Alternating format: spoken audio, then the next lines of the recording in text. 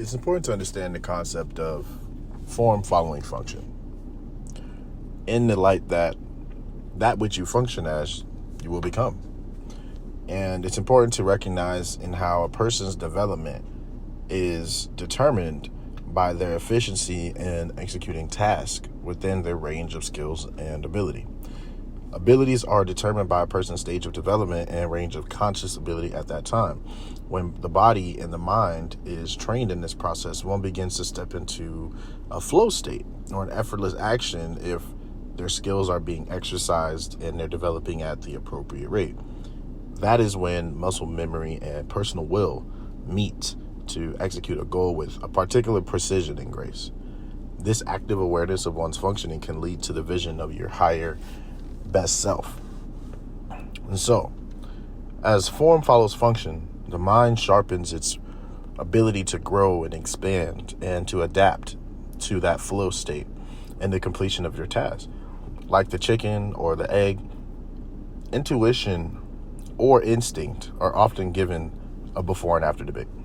Instinctually, we have functions that arise from the drive to survive, and intuition is expanded beyond our human instinct, where the intention of the will is to create effortless action. So our intuition can go beyond what we are geared or designed to necessarily do to survive.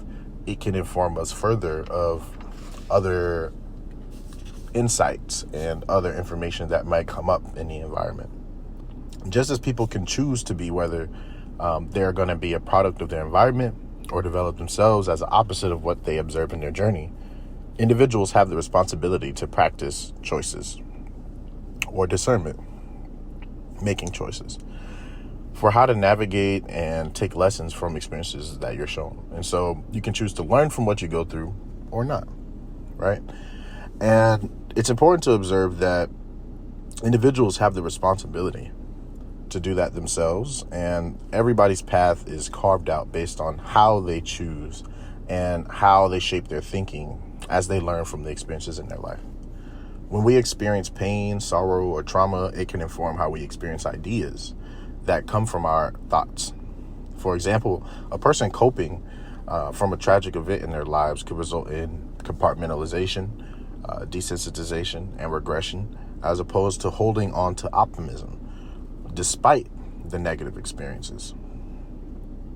And so when someone is operating from these states, their living can resemble a disregard for nature and even a devaluation of their own life, meaning and its purpose. A person who is not seeking to heal from past traumas can consciously choose to detach from the emotion, self-care, and human compassion that is required there to move forward, thus leaving them to become an embodiment of their thoughts about life based on the experiences they had. So again, someone's coping mechanism could result in these things, right? As opposed to being positive about life in general, due to those negative experiences that they went through.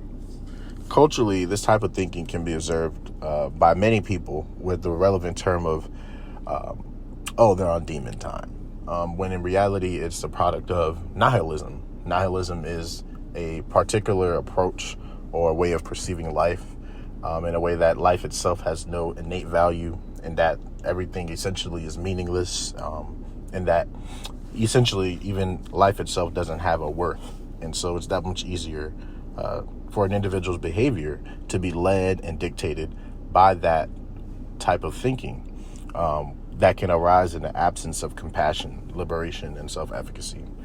So vices are, strong drives that we already discussed, and they can satisfy a person's needs even at the expense of another person's life. And the ego will push a person to say, I want what I want, and there's nothing to restrain me from having it.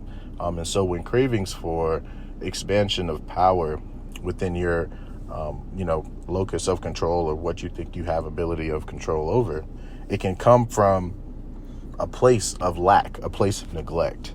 And likely when someone is able to achieve that thing that they want in exchange of somebody else's, at the expense of someone else, it may not be that difficult of a decision to make. This default setting, unfortunately, while some people are able to escape that type of thinking, What stays and can still influence a person's approach to a situation is the nature of that lack and that neglect there, that lack of compassion that can result in a default setting that can be triggered in various situations. The default setting is strongly tied to survival and the need to adapt in rapidly changing environments. So those who overcome the adverse conditions of that neglect and that lack of compassion come to face themselves and accept that this default setting is something they have internalized along their path and have achieved liberation from it, or are seeking to achieve liberation from it. When a person is grappling with the acknowledgement of a default setting, then there may be a denial and a repression of the thoughts that come from past nature, resulting in the acting out of that default setting. So, accepting the whole self and its ability to adapt and meet its own needs in all of life's challenges is a step toward understanding that void or that space of neglect and lack of compassion. It is a place of nothingness. But if we come to understand our deeper self after overcoming that, we can all live more authentically if we just face those parts of our lives that may have neglect or lack of compassion there. So it's important to forgive oneself and letting go of the pain of self-inflicted, self-sabotage activities. And it's important to understand and confront yesterday, but always knowing you can't live in the past. Taking back our lives, families, and our loved in order to move forward and moving beyond our manhood is simply what we're born with, in our womanhood, in our communities, beyond our ability to have sexual prowess, is going to really be core elements of healing ourselves as a community.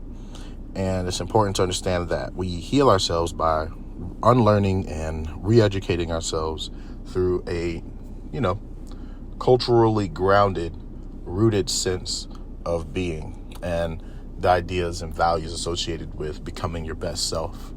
That is in alignment with your own ethnic and cultural origins.